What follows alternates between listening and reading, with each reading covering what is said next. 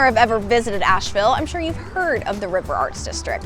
It's home to so many artists, over 350 of them in different studios and galleries, but that's only part of the picture. Asheville is home to a great food scene, and the Rad has some of the best places. We're going to take you through some of those in our new series called The Taste of the Town.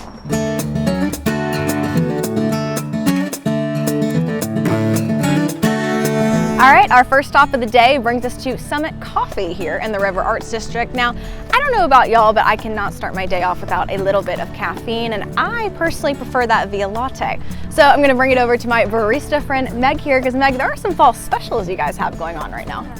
We have a pumpkin cheesecake latte, we have a cinnamon toast latte, a blueberry pie latte, and a maple sea salt chai right now. Oh my gosh. All right, I think I'm gonna absolutely have to go with the maple sea salt chai. You got it. Get that right out for you. Thank you.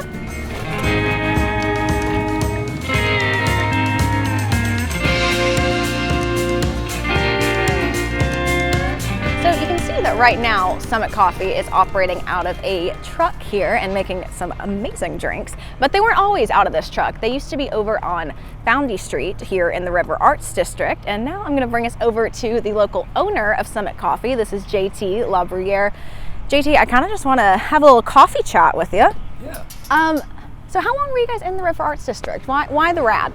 Yeah, so the original location was opened in 2017, and so we are the local ownership group, but the Davidson ownership group started it, and then we acquired it in 2022 and have been the owner since. So why coffee? Why is coffee your passion? Coffee is great, but really the location is what I was passionate about. The building, particularly down at Foundy Street, is a pretty special place. Yeah, it is. And obviously, you know, when we talk about the Rad, we know that it's full of artists. Obviously, so many artists, and we love it. But there's a huge food scene and restaurant scene and brew. I mean, so many other things going on here too. Absolutely, yeah, and coming back slowly but surely. Yeah. What's it like being here in this food truck? It's been great. Particularly the Highwire team has been so helpful and collaborative, and you know, we've tried a few locations throughout the year, and this has really been a stopgap effort until we can get back in our brick and mortar, and being so visible from the Greenway and here closer to our home has been helpful too. I'm sure you're hoping to be back over there soon. Yeah, we'll see. No clear timeline, but sometime next year. Yeah. Awesome, JT. Thank you so much for chatting with me. Yeah, thanks for coming out. And JT and his crew aren't the only ones excited for what's to come. While the work remaining to fully bring the Rad back to its pre-Helene prime continues, there's still no shortage of galleries and studios full of art and artists to visit.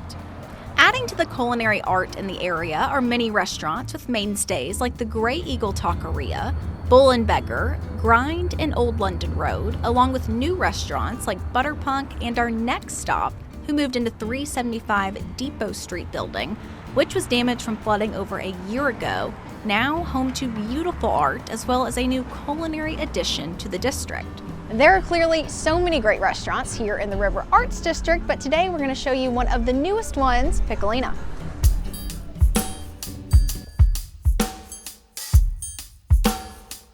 And now I want to introduce you to the owners of Piccolina. Come right over here. This is Ilana and Nate. You guys, thank you so much for letting us come inside your restaurant. It is beautiful. Thank you. Thank you for having us. Well, of course. So we're in the Rad, obviously. Why are you guys in the Rad? Why'd y'all want to be here? Well, we chose the Rad mainly because of the art scene here. We really fell in love with it when we came to Asheville. We actually both worked down here. It was our first job, so was down in the Rad, and we fell in love with it. And it just felt special. It felt like the right place to be, especially being in this building with so many different artists. It's just kind of equates out to like our food is like art, we feel like, and it kind of equates out to all of the businesses around us. Yeah. Well, and the space itself is so cute. I know you guys, how big is the space? So 800 square feet total. That includes the kitchen. So talk to me about the menu a little bit. I know it's small, but Yeah. it's some good stuff on it. Yeah, our focus is actually on Neapolitan style sandwiches, not pizza. We do have a pizza on the menu, but we're really working on, getting everyone geared towards our sandwiches. So this dough is 4 days old now in total. We're just going to throw some semolina down to help kind of separate it out. Now this is the point where if you were making the pizza, you would stretch it, top it. Do the fun thing with your hands. Exactly. This time though, We're just gonna actually press a lot of the air out, kind of get it flat, because otherwise it's gonna really balloon up on us. We're gonna go into our oven. The floor of this oven, we keep it about 825 degrees. So in it goes, about 2 minutes. So we're gonna do our porchetta sandwich. Okay. What that entails is our house-made stracciatella. So if you've ever had burrata, stracciatella is the creamy center of the burrata. It also is going to get this tomato conserva, so slow roasted sun-dried tomatoes that have been pureed with olive oil and some Calabrian chili for a little bit of heat. And then our house-made porchetta and an arugula salad. And then Ilana's got some incredible baked goods on there as well. Yes, you do. And I need you to tell me about them again because they sound amazing. Thank you. Yeah, so I have some cookies that I'm making. So I've got a pistachio mountain cookie. I also have some biscotti and some other rotating cookies. And then my personal favorite are the zeppelis. So these are going to be little Italian dough balls that are like donuts. We fry up, we toss some powdered sugar. Right now we're serving them with the seasonal apple butter. It just would not be right to wrap up the day any other way than at Highwire Brewing here in the River Arts District. I'm joined by Christine Ferguson. You are the Director of Retail Operations here at Highwire. Thanks for having us. Thanks for coming. This is so fun. So Christine, why did you guys want to be in the RAD? I know this wasn't the first location, but we've been here for a few years now. What kind of inspired wanting to be here?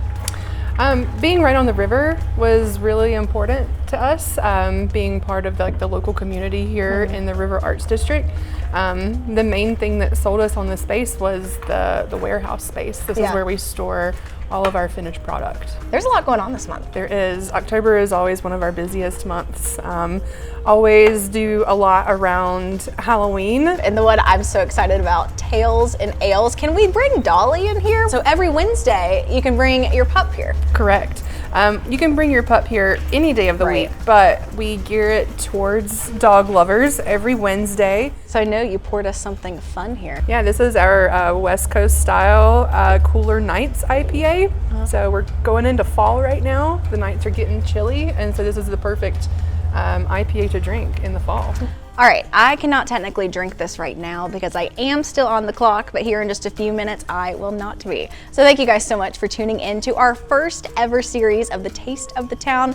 Do not go anywhere because we'll be back next week. Cheers.